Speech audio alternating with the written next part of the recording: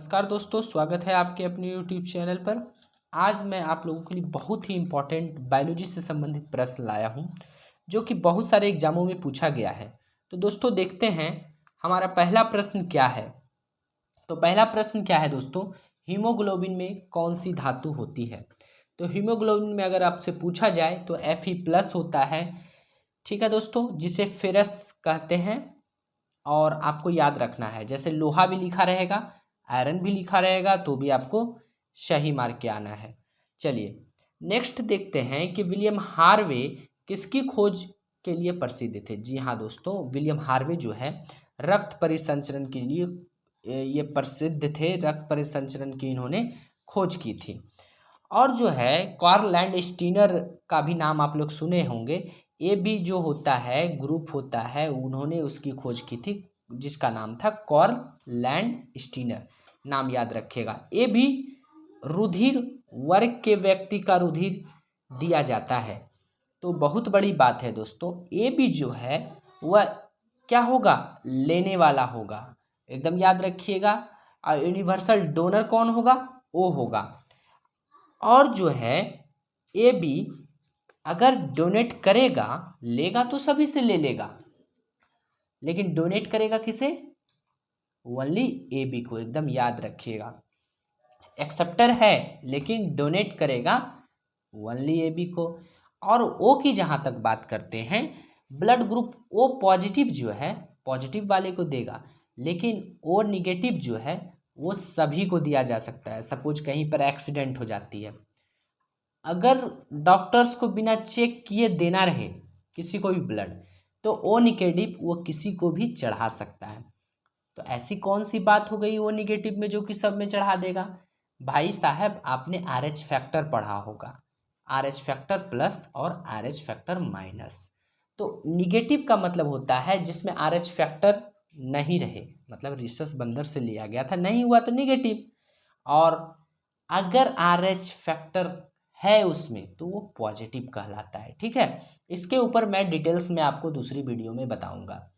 तो चलिए नेक्स्ट प्रश्न है कि श्वेत क्रांति नाम संबंधित है। जी हाँ, तो श्वेत क्रांति किससे संबंधित है, तो वर्गीज कुरियन महोदय जो थे उससे संबंधित है श्वेत क्रांति।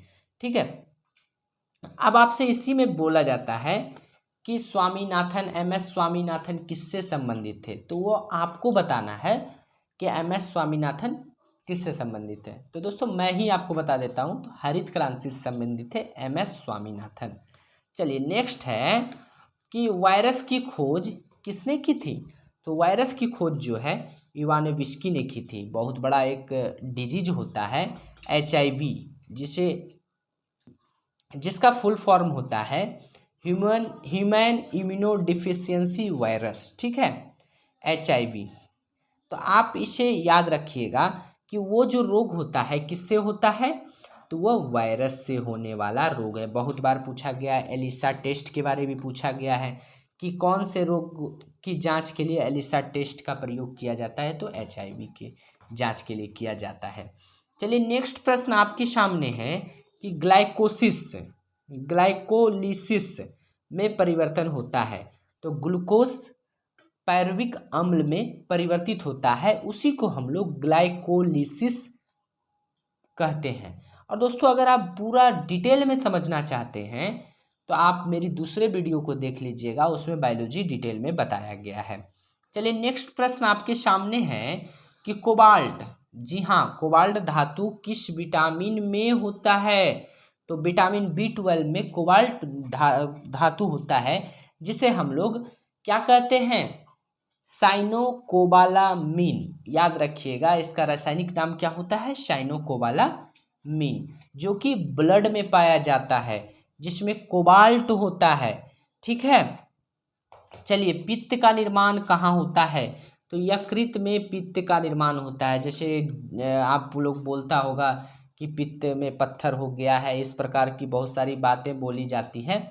तो पित्त का निर्माण जो होता है यकृत में होता है, और डक्ट के द्वारा वो जो है कहाँ आ जाता है, वो पित्त के थैली में आकर जमा होता है।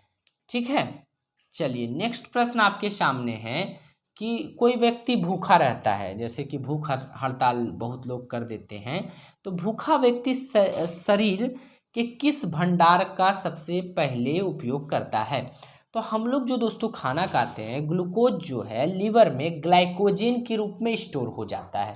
तो उस कंडीशन में क्या होता है कि ग्लाइकोजन जो स्टोर होता है जब हम खाना नहीं खाते हैं, उसी ग्लाइकोजन का यूज हमारा शरीर करता है। तो इसका सही उत्तर होगा जब हम भूखा रहेंगे तो ग्लाइकोजन जो भंडारित रहता है वो यूज हमारा शरीर करता है। तो उम्मीद करते हैं दोस्तों आप समझ गए होंगे जितना तक मैंने बताया है। कार्बोहाइड्रेट का पाचन होता है तो एमाइलेज के द्वारा होता है। एमाइलोप्सिन जो प्रोसेस होता है उसके द्वारा जो है कार्बोहाइड्रेट का पाचन होता है। चलिए दोस्तों देखते हैं, अगला प्रश्न है कि एड्स का क्या कारण है। आपको डिटेल में बताना है कि एड्स का क्या कारण है, यह आपके लिए प्रश्न है। तो चलिए दोस्तों मिलते हैं अगली वीडियो में। अगर आपको वीडियो पसंद आया हो तो लाइक एवं सब्सक्राइब जरूर कीजिएगा। धन्यवाद।